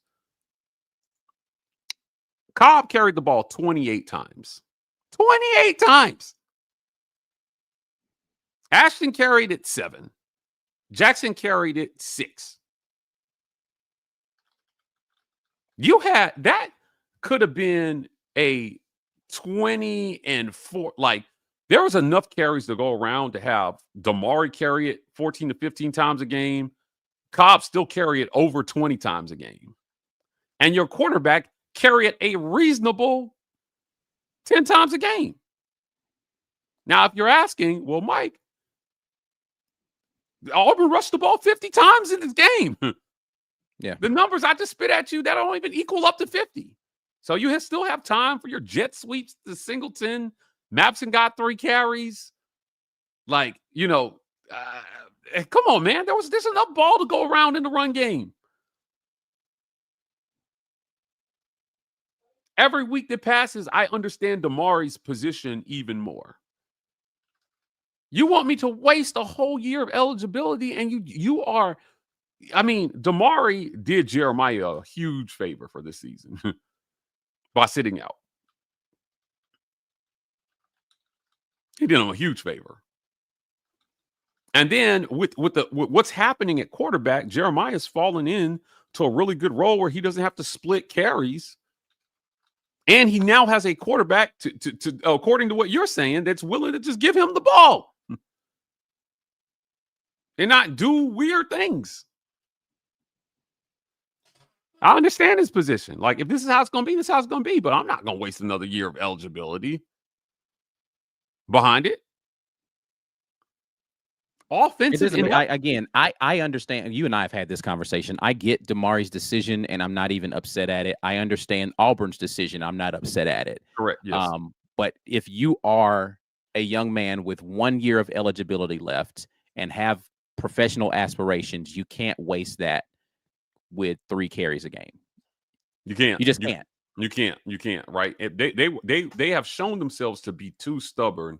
Again, I can't stress enough. The 3 and out that they had where they didn't attempt a single rush, to still have the propensity to do that in a football game that you absolutely had to win while the rush was working is crazy to me. Absolutely crazy. Not one rush. They have not been able to stop anybody from running the ball all year long. I don't get it. I was trying to run some numbers here on Arkansas, and the rush defense is like outside the bottom 100. They are really, really bad at stopping the run. Yeah. There was no reason to go away from it. Absolutely no reason to go away from it. So, yeah, I think that the Jackson Arnold conversation should be put to bed for me. You handed him the job, and you gave him 7.5 games to figure it out. He has gotten 2 chances to be the starting quarterback at 2 Power 4 SEC schools. And you don't normally get that many shots at it. Because you need to win now. Coaches need to win now. They need to win now, and you're not getting it fast enough. It just kills me that we're here with another coach that I feel like doesn't know what to do with quarterbacks. That's always been what's held Auburn back in what could have been the better years. And when they found it, it's literally been the difference between either 8-4 or a championship. Having Al Borges was the difference between 8-5 and 13-0. Having Cam Newton was the difference between 8-5 and 13-0. Having Nick Marshall, the difference between 3-9 and essentially what ended up being like 13-2, 11-2, or whatever. The 20, you lost you went all the way national title game. Jarrett Stidham, the difference between 8 wins and 10 wins. Bo, the difference between 8 wins and 9 wins, I guess. One more win. But when they've been able to figure out quarterback, we see how close they can be to either winning a championship or actually winning it. In our lifetime, Ike, we've seen Auburn. You and I have been alive for 3 undefeated seasons. 93, 2004, 2010. Yeah. Realistically, as long as we've been fans and students, we've seen them play for 2 championships, win 1. And on the doorstep of another Yeah, opportunity. come on, man. That's more than most teams see ever. Ole Miss has never even sniffed that. Missouri probably have one of the better years that they've ever had. They've made a couple of SEC championships, but that's it. Never won one. So it has been quarterback. It's been the difference between having your quarterback and not having your quarterback. Yeah. I mean, so that's really the nuance of most teams is like, if you get the QB right, then everything else just aligns, right? Yeah. And some of those guys are lightning in a bottle, right? Where it's like they have one good season and then they disappear. And some of them are just good quarterbacks that it doesn't matter. You line it up, I'm going to be good wherever. But I don't know if this is a good comparison, Ike, but obviously I cover, you guys know this. I cover UCF, right? Scott Frost comes in, he hires his QB coach is Mackenzie Milton. Mackenzie was the quarterback of the undefeated team in 2017 that kicked Auburn's ass in that bowl game. Yeah. Right. And he comes in and they're like 4-8. They're coming off. They got Gus, so they're coming off a 4-8 season where Gus went out and dropped the bag on KJ Jefferson, benched him by midseason, and then by game like 7 or 8, they were on their 4th string quarterback, and nobody got hurt. It was all poor play that got them to their 4th string quarterback, a dude who took no reps, essentially meaningful reps in anything in the lead up to the season, was suddenly their quarterback. Then Scott Frost takes over as head coach in his 2nd stint at UCF. And instantly, he goes out and he gets the 2nd string QB from Indiana, a transfer from FAU, and he keeps one holdover in Ja'Cory Brown from the previous QB room. And already you can see the effects of the guys that he chose. Cam Fancher, who was the FAU transfer, started the season as their starter. He won the job in the offseason. He got hurt in the 2nd quarter of game 1, and they went to Taven Jackson, who was the transfer from Indiana, the backup at Indiana. We thought Taven would win the job in the offseason. I was a little shocked when Fancher won it. But he said, hey, man, this was a close battle, and we feel like both these guys do different things that can help us win. But Fancher was the more athletic of the two, and they have major offensive line problems at UCF. Taven comes in, he looks solid, he looks poised, and you can see the effects that this guy, that all they could get right in year 1 is go back and get, I don't want to call them rejects, but essentially you just got to get what you get in year 1. And you can see the effects of their process on the QB position. These guys know what they're doing with quarterbacks because everyone on that roster, including the holdover, looks like they've developed in one offseason under this staff. And I keep wondering, where is that? Where is that for Auburn? When can we finally have a guy who can take a quarterback and say, you know what? If you come into my process, you're going to be a better quarterback when you leave here than when you came in. Because it'd be nice. Jason Campbell, I feel like, was the last quarterback to truly do it. To come in and be developed. You could argue Brandon Cox had some pretty good years after Campbell left because Auburn won 9 games one season, 11 games another season under Brandon Cox. He had a really good team around him. But come on, man. Where is the development? Peyton thought he was coming in to play for a guru. Every quarterback that has come to Auburn, whether it be Peyton Thorne or Hank Brown or Walker White or now Deuce Knight or Jackson Arnold, thought they were going to be coming into a situation where they were going to be placed in an optimal space to be an amazing quarterback. Yeah. And there has not been a single one of them who can report back. If you were to turn all the microphones off and get them off the record, I would guarantee you to a man, they would say what I've experienced versus what I thought I was going to get as far as quarterback tutelage, they're miles apart. Yeah. I don't understand it. And I'm telling you, you can't, you can't be bad at the things that you're supposed to be good at. They're supposed to be good at QB development, man. And so some people misunderstand when I say this. I want to clarify it. When I say if you need Cam Newton, go out and recruit Cam Newton. What I mean by that is not the level of player that Cam was. It's not that I think that Cam Newtons are just laying around. I'm talking about a guy who is just going to come in and be the guy. Yeah. Who is already the guy. I don't think that Gus coached Cam Newton up. No, I don't. Cam Newton was going to be Cam Newton would have been that dude if he stayed at Florida. He showed that he was that guy when he went down to JUCO, and he was the guy the minute he walked in the door at Auburn. Yeah, I mean, he set records behind, on an offensive team that didn't have one other draft pick. Has very good players. Darvin Adams, still one of the better receivers to ever come through Auburn. Terrell Zachary, same thing. Those guys caught. They made plays for Cam. However, Cam set records. He won a Heisman. He led the SEC in rushing.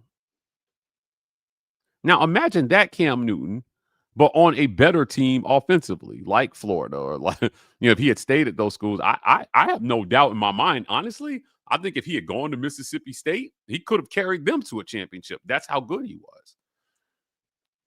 But if you need a guy who is mostly a guy I felt the same way about Jarrett Stidham. He was already a dude when he came in. We saw what he did at Baylor. He sat out a year of football essentially and just came in, walked into Auburn after sitting out a year of football. And it was him. Bo had to become him. The problem was Gus had no idea how to get him to become him. Bo had to go through a lot of trial and tribulation and struggle to become what he was at Oregon. And eventually the guy's playing in the NFL right now. If he stays at Auburn, I don't know if he becomes that guy. So it's just frustrating when you're a quarterback away from having everything you want. And what Freeze did was he rolled the dice and he bet the farm on Jackson Arnold in a year where he absolutely had to have it. Yep. Because of how the first 2 years went. This is why I was so, when everyone was telling me, yeah, well, just give it some time. No. You underperformed the first 2 years so badly, you put yourself on the hot seat in year 3. You could not afford to start 0-4 in SEC play, man, and then need a 5-game winning streak to save your job. You can't lose every game that matters and then tell me this is the coach. So if he beats Kentucky and Mercer but loses to Vanderbilt and Alabama, you're telling me that a two wins in the SEC in year 3 is acceptable? We could have hired a lot of guys that could come in here and win more than 2 SEC games by year 3. So, no, you got to go out and you got to win out. You got to win out, and then we can have a conversation about whether he should stay the coach or not, right? And if there were any leeway, I saw in the comments there were some people who were like, I'm still in on Freeze at 7 wins. And we've had this conversation about whether the 7 wins would be acceptable. You've said, well, it depends on how. I've said I don't care how you get there. I don't like 7 wins. I don't think firing should be off the table. You said, hey, I think it matters how you get here. Well, now that we're at this point in the season and we've seen how most of it has played out, do you feel like 7 wins would be? I think because you have the ref controversy, then probably yes. Okay, that's fair. Right? Because Oklahoma puts you at 8. And Georgia maybe puts you at 9. Right. Yeah. I mean, look, that's fair. But like but it's hard, right? Like, but it's not like a cut and dry kind of thing. They made it too hard of a conversation. Losing your first 4 SEC games, where if you just get one of them, we could maybe take this off the table. One.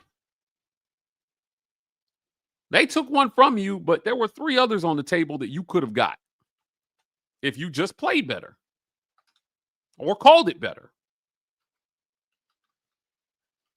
So I'm worried. I'm worried that development is not happening still, and we're depending too much on recruiting dogs when they still need to be developed. Your Cam Coleman's of the world, he is an extremely talented guy, but he still needs development and coaching. Yeah. That's what made Alabama so good under Saban, was they were doing both. They were recruiting those 5-star guys, but those guys were receiving supreme development at Alabama as well, too. So they were leaving first and second round draft picks. Jarquez Hunter should have been a second rounder, man. I'm so frustrated for these guys, man. And that's why I felt Damari's pain. He's living it. So I only understand how he feels. This has got to be better. And I still think that the mission has to be to win out. You want, as far as I'm concerned, you want me to take firing off the table, win out. Anything less than that, we got to keep that as a possibility. Because this was much better than a 7-win team. You don't take firing off the table, and I'm not rooting against Freeze. I don't want anybody to hear that. I texted him after the game. I said, "Congratulations, coach." He said, "Thank you very much, Mike." I said, "Look, go win out. Go get 4 more, coach, so we can talk about that. Go get 4 more wins, and let's have a conversation about how you won out."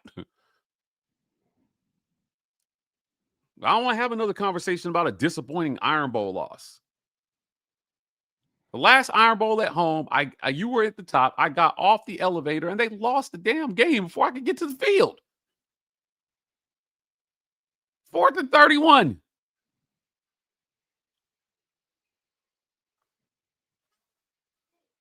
You want us to believe that you are still the guy to turn it around. 8 wins is what it's going to take for me, because that was always the floor, I thought, coming into the season. You can sell that you're moving the program forward at 4 wins and at 8 wins, and now we know it's going to involve a pretty impressive stretch of football. So you beat a really good offensive Arkansas team. Not good in record, but they are a really good offensive football team. Yeah. I wouldn't call it a solid win, because you should have won that game handily. So why I think it's still solid, again, the offensive performance aside, is because you did what you needed to do, right? Like, your offense did perform well. Not great, far from great. Red zone is terrible, but it's a solid win because you did what you needed to do to get the dub. And if not for a pick 6, it's a double-digit win. Yeah.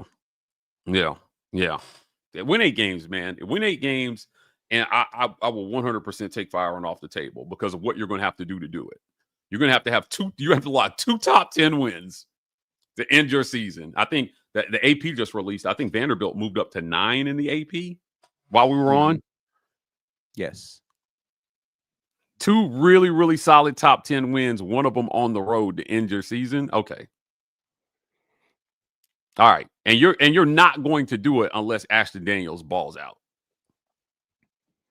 Now, I don't even know if he has a ball out. He just got to play. All right. yeah, it's gonna feel like balling out. Yeah, you're right. You're right. Yeah, it's gonna feel like balling out the way that it's going. He's gonna have to have one or two moments in that game where you say to yourself, man, like that throw right there, or man, how he escaped that. Like he's gonna need one or two of those, every one of those in both of those games to get you there. And the reason why I say that is because I believe in this defense that much. I do too, man. I do too. Alabama is the 4th worst rushing defense in the league.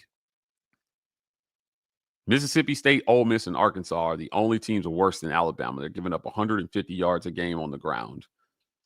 And you're at home. You can run the ball on them. You can run the ball on Alabama. Now, they've got the 3rd best passing defense in the conference behind Oklahoma and Missouri. But you're supposed to be built. You got the receiver. You built the receiver room to challenge that. And if you're Ashton Daniels, just protect the football, make throws like what you made to Eric Singleton, and give your guys a shot. It seems routine, but there was a play like over the middle. I think he actually was to Brendan Frazier, where Ashton Daniels kind of scrambled around and made a play over the middle and it gained like 8. So I loved his ability to keep his eyes downfield once he scrambled. I hate the fact that he missed an open receiver earlier in the route progression. And that's, I think, where, to your point, like, and this is the phrase Coach Hugh Freeze used, he's just a little more poised. Like he just doesn't, the rush doesn't make him panic as much as I feel like it does.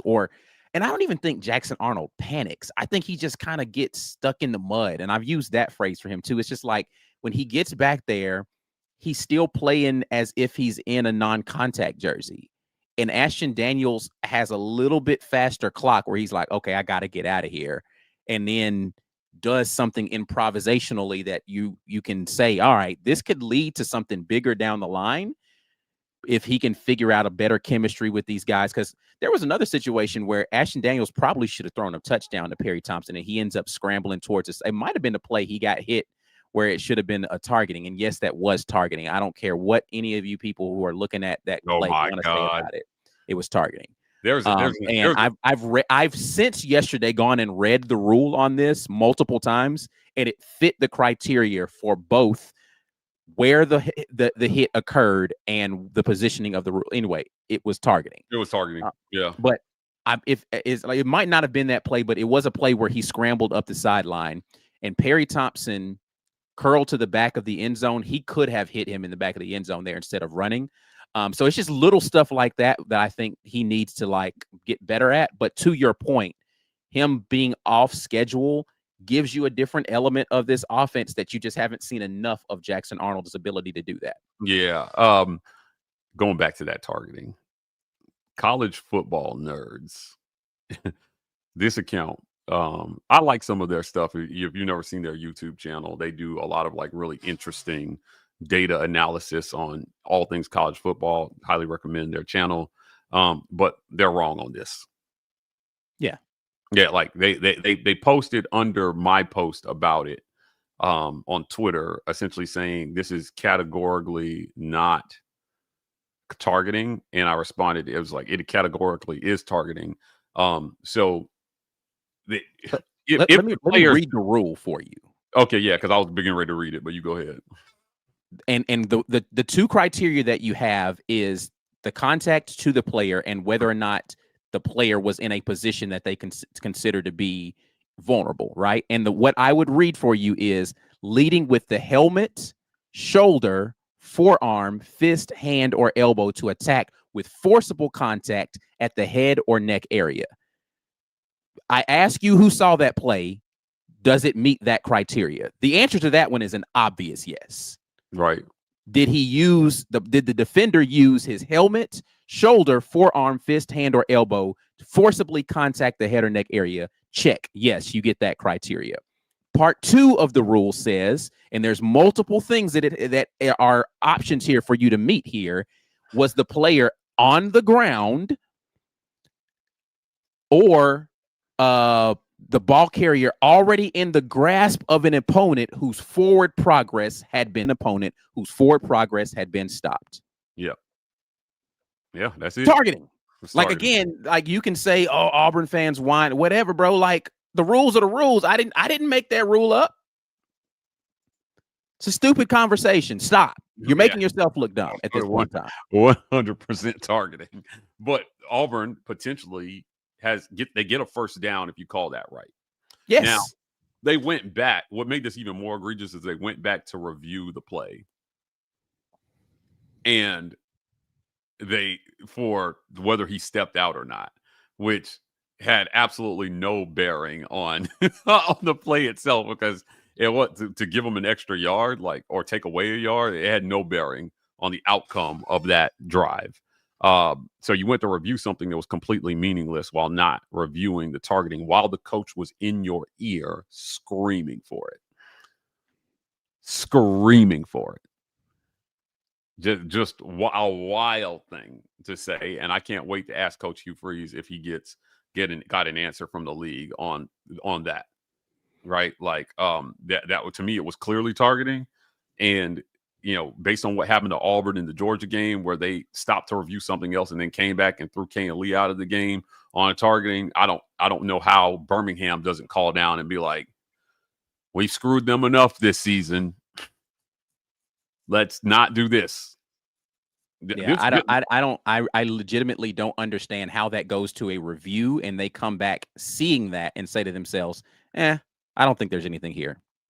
Yeah, I tweeted out that, and it went nuts, and a lot of people were tagging SEC officiating in it. I know that they probably hate us by now, because we're making a lot of noise about these missed calls, so you can't fly under the radar with this stuff anymore. You just can't. And it was, I don't know. I think if they call that, Ashton Daniels potentially leads a touchdown drive. If they call that correctly, Ashton Daniels, potentially leads a touchdown drive. So this is hard for me, man. They've gotten so many tough breaks this year. It just sucks to see game after game there's at least one really game-changing call that's getting called against Auburn. Now, they won the game, but it doesn't mean that wasn't potentially game-changing. They couldn't score a touchdown. This was a game headed into the fourth quarter. Yeah, and then the defense was like, F this. We win in this one. Yeah. Did 3 straight forced turnovers. Yeah, they definitely went out there and said, nah, bro, we're sick of losing. We're getting one of these. I'm going home with something today. Yeah, it was just nuts, man, to me that Auburn ended up where they were at in this game. There were some spectacular plays, there were some spectacular plays. There's one, again, we already did it once. So I do want to play it again. I want to play this.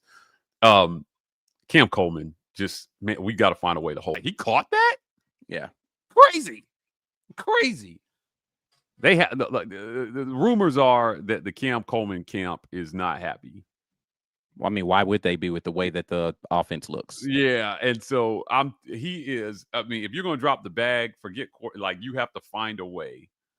You've already got, if you preserve Ashton Daniels' eligibility and you can keep Deuce Knight in here, you've got quarterbacks. You don't need to go spend any money on a new QB. Figure out how to get one of those guys up and ready to be serviceable, and make sure you keep the talent around them where it needs to be. Yeah. If it's Deuce, get Deuce the ball. Put the ball in Deuce's hands and give them a flash. This is why I think if you're going to sit Ashton out to preserve his red shirt, give Deuce the Mercer game and let these guys go out and play with Deuce. Yeah. And see what the future could be like. Give fans that, man. But if you don't know what you're doing with quarterbacks, it might not help. Like I said, we got to hope that Deuce is already a dude. I think that we're seeing a version of Ashton Daniels that he's been his entire college career. A guy who can throw for 2,200 to 2,500 yards and a decent amount of touchdowns with some downside on the interceptions. But with a better team around him at Auburn, maybe we see those numbers go down a little bit on the turnover side. He doesn't look risk averse, but he did. I mean, I don't really think he put the ball in harm's way in half of football that we watched. No, not one single time I think PFF would back up. I don't think he had any turnover worthy plays that entire half. I mean, he didn't have very many pass attempts. I think he only threw the ball like 8-9 times. Mm-hmm. But again, if you double that and he throws it 18 to 20 times in the game and he produces exactly what he did in the first half, then you're going to have a decent game out of him. So anyway, let's get to these final. We got a couple more super chats before we need to get out of here. A lot of great conversation left to be had. Coach Hugh Freeze will hit the podium tomorrow. We're looking forward to seeing what that conversation will be out of that. But JD will get us kicked off here in the final segment. If Jackson Arnold starts, Auburn loses the fan base. I think more so than the fan base, he may lose the locker room. Yeah. I'm sorry. I don't think those guys dislike Jackson though. No, it's not. I mean, you can like a guy and still say he's not the guy that needs to be the starting quarterback. Yeah, I don't think they don't dislike him. As far as I know, he's a good team guy. Yeah. Lance Morgan. So if we give Freeze another year, I don't think it'll look fixed because I think he will lose players to the portal. Do we really think winning should keep his job? If it looks good, I do. Like, if they play much better under Ashton and they expand, like maybe they see, oh, look, he's capable of a lot more than we thought, and they trust him and they let him run the whole offense and it looks better. I do. Yeah, I mean, I find it difficult to say winning doesn't keep a head coach's job when you're saying loses him his job. But I also understand if you're saying if the defense clearly is the reason why you're winning these games, do you want to keep Coach Hugh Freeze there? For me, it comes down to roster retention at that point in time.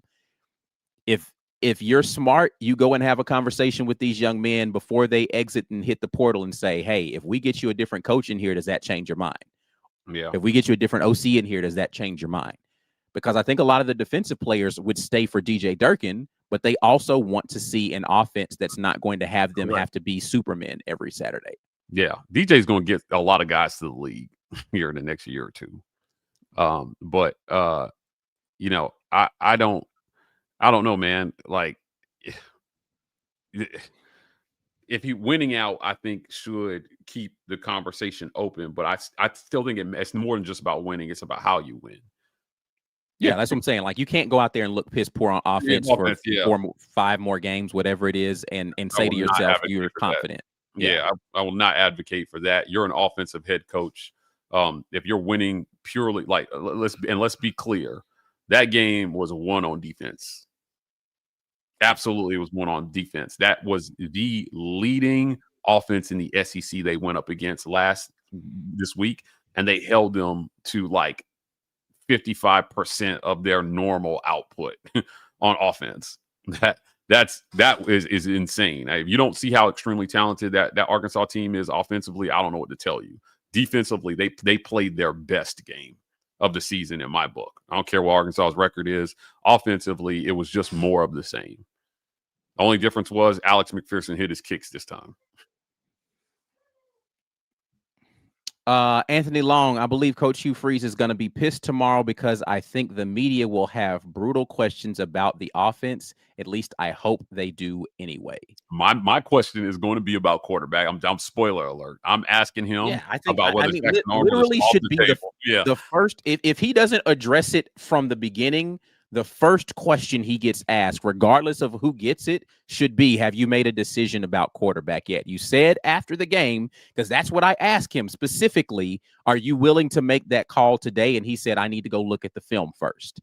All right. Yeah. It's Monday. You had time on the flight back from Fayetteville, whatever y'all did. I'm pretty sure you flew. You had time all day Sunday. You looked at the film. What you got for us, Coach? Yeah. Yeah, exactly. Lance Morgan, can we spend some NIL on a punter? Ours sucks. We got the Temu punter from Australia, I think. Y'all love to throw Temu on stuff y'all don't like. Look, man. I almost made a on that punter situation. I almost made a really bad joke. but Cock is not doing well. Yeah. Dustin Pace revamped the entire offensive staff and keep Hugh as a CEO type for recruiting.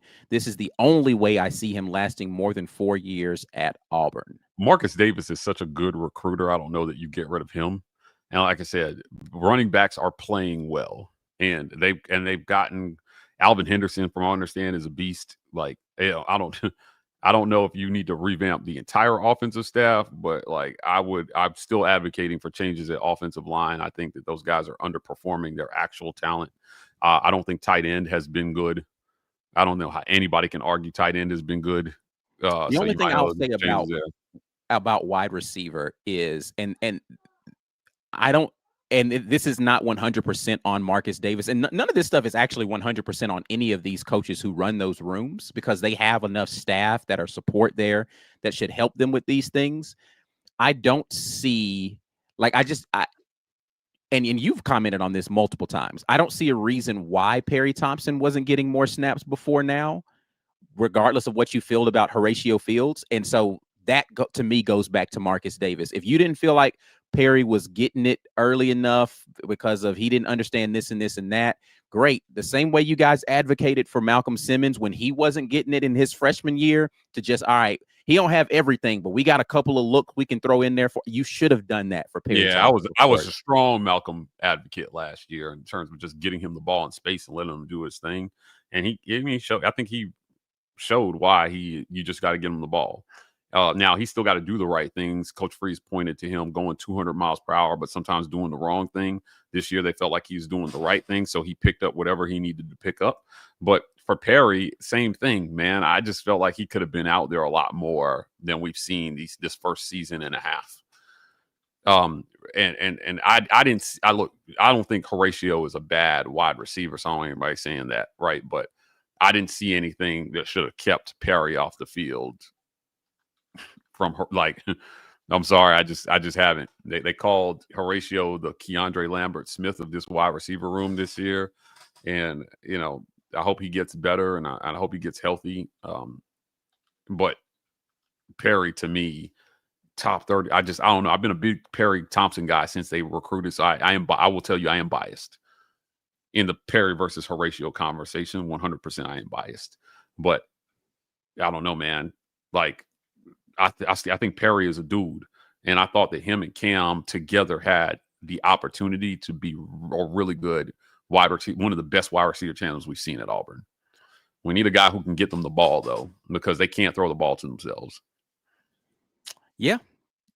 Riley says, just rewatch the fireside chat with Brian Batty, Damari Alston, and Jarquez Hunter. What ifs, man? What if Hugh had 3 studs and blew it? Jarquez was a dude, man. He was a dude, and underutilized. Brian Batty, man, I hope he's doing well here. He went through something we hope nobody ever has to go through. And then Damari, same thing, man. Like, I hope that, he comes out the right side of this, however. But, we'll see. Dustin Pace, they also missed the DB mugging Cam on that touchdown 100%. We just looked at the video of that. Yeah, he was pulling the jersey, but right before the goal line, he was pulling the jersey like with his right hand. It was just so obviously PI. I don't even understand how, like, we weren't, the crazy part to think is, like, if he had not caught and made that amazing catch, you weren't going to get a PI. You may not score a touchdown in that game. Yeah. You may not score. Kind of ridiculous that you were one missed call away from having the only touchdown you had, like one amazing catch, I should say, away from having what should have been an obvious 1st and 10 inside the whatever not happen, because Cam was amazing on that play. Kyle Sweat, I think y'all should do a full series on refs. Man, that'd take too long. Oh, man. Goodness. Blackwing IDK, I don't know if anybody asked the question for both Mike and Ike. If Durkin was named head coach, who's the offensive coordinator you would pair with him? That's a great question. I'm gonna have to answer that question another day. Yeah, I don't know that there's too many to choose from out there. There's a lot of great offensive coordinators, a lot of great offensive minds out there. That would come here too, right? Like, right. Yeah, that is a very nuanced question for sure. Dustin Pace, I'd argue I think composure and production is more important than ball security. Nick Marshall turned the ball over plenty, but was also cold-blooded. I mean, I think they're both equally important. I just think that for me, it's more about timing than it is about quantity. Like some players just have the absolute least amount of clutch available to them. And so this is one thing I actually remarked about Taylon Green prior to this Auburn game. He makes mistakes all the time, man. But for someone who makes the number of mistakes he's made, he finds ways to bounce back. Now, this has been a Taylon Green issue since he was at Boise State. He threw a bunch of picks then, and he's had turnovers and interceptions since he's been at Arkansas. But he finds ways to bounce back a lot of times in the same game. And that's why this Arkansas offense continues to score so many points, but also give up a bunch of points because they'll turn the ball over. And then somehow he just wakes up and throws a dime 2 throws later. Now, he did not do that versus Auburn. Thankfully, he continued to throw interceptions, but that's just kind of who he's been traditionally. And some quarterbacks just kind of have that and other ones don't. I'll leave it up to your assessment as to whether or not Auburn has one of those guys. Yeah, Black Wing, call Pittman for offensive line coach. Sam Pittman is a heck of an offensive line coach. Would he accept that? I don't know. Our guy 14 MRH says, I'm a big Perry Thompson guy too. How many of the Freeze 4 do you think can we realistically keep next year? Yeah, look, there was enough money to keep all of them. Bryce Kane, I don't know how much longer he holds on if you're just going to let people keep jumping him because he's burning eligibility. He's on the clock now. So I had his mom follows me on Twitter, but like I had posted it like, yeah, hey man, like seeing him out there on special team, get him on the field, get him doing anything. And yeah, you're gonna have to start to use him, man. Like nobody wants to just waste away on the sideline. You know, you said you wanted to build it from high school. Use your high school guys. Be nice. Ed was saying earlier, bowl games don't count towards your red shirt. Good point. It's a very, very good point. Right? They do not count toward the red shirt. So you don't have to factor that into the decision on whether to play him in the regular season or not. And then Robert Smith said, Mike, the non-passer finish on Cam Coleman's touchdown was worse than the targeting call. I would argue that Robert is absolutely right because, again, if he doesn't make that catch, Auburn potentially does not score a touchdown in that game if no PI is called there. So I don't. Yeah, I mean, that could have been a very, very impactful play, and Cam really saved the refs. Yes, like by catching that ball anyway. He really saved the refs by catching that ball. I agree. All right. Well, listen, whether you believe that Jackson Arnold is done, I think a lot of people do or not. The question still remains, is Ashton Daniels going to be able to be the kind of guy that can lead Auburn to SEC wins?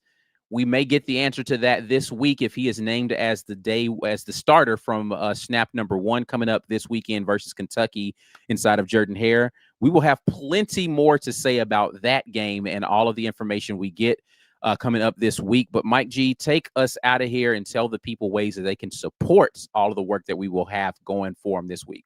You guys know the deal. Sign up as a patron. Great crowd today. Over almost 600 of you guys in here with us this afternoon. We appreciate every single subscriber, but join as a patron. There's no reason everybody who's watching shouldn't be a patron here. Help the work that we're doing here continue. Your financial support is key in that. We want to stay on the road. We want to bring you even more content than we're already bringing you, which is every single day. We put out content every single day. Not a lot of channels can say that. The War Rapport does that for you guys right here on the YouTube. So please support the work that we're doing. You can also give the gift of the War Rapport by hitting that gifted membership button. We appreciate all our members for helping us grow our Green Name Gang. I want to thank our friends at Abel's, Iannone, Moore and Associates. Many small business owners want to take care of their employees, but don't know where to start. There are various retirement plans that fit almost any budget, offering something your competitors don't: builds loyalty, improves retention, and can even improve productivity. Better yet, the amount you save in taxes from offering these plans often cover a significant portion of the cost of the added employee benefits. This is where Abel's Iannone Moore and Associates comes in. They'll walk you through your options and select a structure that's best for you. But more importantly, they work with you and help transition you to other plans if and when they make more sense. Call AIMA at 912-777-4128. Scan the QR code on your screen or visit aiminc.com to schedule your complimentary business retirement review today. The War Rapport has been compensated by Abel's Iannone Moore and Associates for this endorsement. Abel's Iannone Moore and Associates is a SEC registered investment advisor. Registration as an investment advisor does not imply a certain level of skill or training. I want to thank our friends at Golden's Cast Iron, our title sponsor. Visit goldenscastiron.com/WR. Use the codes on the screen to get your discount on your Golden's Cast Iron products today. Work out, grill out, chill out with Golden's Cast Iron. Please subscribe to us on podcasts. Turn on those downloads, guys. We are burning up the download charts. We need your help to stay up there because look, we're bringing lots of content. We love all of our subscribers on podcast, but we need your help. Leave us a review. We're learning are very impactful in terms of how they rate and rank podcasts. So leave us some feedback, whether it's on Apple or Spotify, and make sure automatic downloads are turned on so you don't miss any of our content. Everything we drop on YouTube, we drop on podcasts for you guys. So we appreciate you guys for helping us out over there. And last but certainly not least, visit thewarreport.com to get your merch today, or you can find our written work at thewarreport.com. Myself, Logan Fowler, senior writer, and Ike Jones dropping lots of great written content there with you. So whether you're looking to read up on your Auburn news or just want to buy some merch, we got lots of great fly stuff over there for you guys at thewarreport.com. Go visit the website today to get fresh or read up on Auburn. Yes, indeed. And if you are still in here, share the content with somebody. If you're re-watching this later, please do that as well. If you're out there in podcast land, 5-star reviews, automatic downloads, things that you should be doing as you're listening to this content. Like this video if you have not already. Subscribe to the channel if you haven't already. Neither of those things cost you money or very much energy. You can go follow us at The War Rapport on X and Instagram. We're TW Rapport on TikTok. Great content coming for you guys for the remainder of this week on the Auburn Express, as well as all of the other great places in which we are putting great content together. Film reviews. I already got the defensive film ready for you guys, working on the offensive film. So we got Watch the Film coming up. So you guys got plenty of Green Name Gang content coming your way. But that's it. We're out of here. Until the next time. And as always, War Eagle.